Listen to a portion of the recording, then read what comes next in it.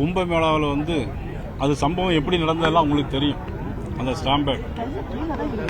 ஆனால் அந்த 64 கோடி பேர் மக்கள் வந்தாங்க. ஆனால் கரூரில் இன்னைக்கு பார்த்தீங்கன்னா 41 பேர் பரிதாபமாக செத்து போயிட்டாங்க.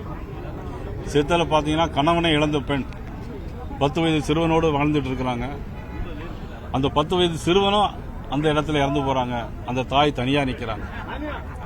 இப்படி கொடூரமான செயல்கள் நிறைய. யாரு கரண்ட் ஆஃப் பண்ணது, யாரு செருப்பு தூக்கி வீசினாங்க, காவல்துறை என்ன செஞ்சிட்டு இருந்தது, ஏன் இவர்கள் கேட்ட இடத்துல பெர்மிஷன் கொடுக்கல, போலீஸ் லத்தி சார்ஜ் பண்ண வேண்டிய அவசியம் என்ன, கூட்டம் ஆரம்பிக்கிறதுக்கு முன்னாடியே 30 ஆம்புலன்ஸ் வேன் வருவதற்கான காரணம் என்ன, ஏன் முதலமைச்சர்லாம் வந்தா நல்ல இடங்கள்ல ரவுண்டானா போல இடங்கள்ல பெர்மிஷன் கொடுக்கறாங்க, இவர்களுக்கு மட்டும் ஏன் அந்த இடத்துல பெர்மிஷன் தரல, இதையெல்லாம் அவங்க சீர்தூக்கி பார்க்கணும்.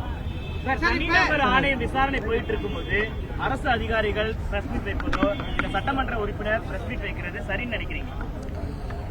நிச்சயமா சரியில்லை தான். நீங்க எல்லாம் வந்து கேட்கும்போது நாம பதில் சொல்றேன், நானா வந்து கேட்கல.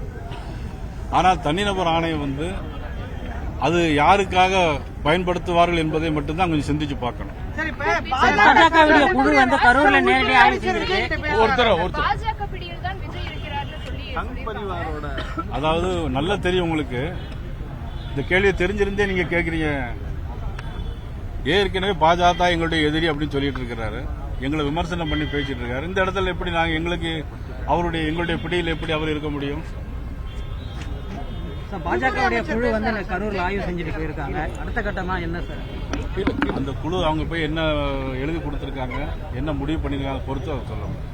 திருவண்ணாமலையில காவலர்களே பெண்ணை வந்து இது ஏதோ இன்னைக்கு நேற்று நடந்த சம்பவம் இல்ல. என்னைக்கு திமுகவுடைய ஆட்சி வந்த காலத்திலிருந்து வேலியே பயிரை மேய்ந்தால் போல காவல்துறை காமுகர்கள் நிறைய பேர் இருக்காங்க தமிழ்நாட்டில். இன்னும் கண்டறிந்து அவர்களெல்லாம் தக்க நடவடிக்கை எடுக்க வேண்டும். காரணம், காவல்துறையை தன்னுடைய கையில் வச்சக்கூடிய முதலமைச்சர் அவர்களுடைய கட்டுப்பாட்டில் இந்த காவல்துறை இல்லை என்கிறத நிறுவனம்.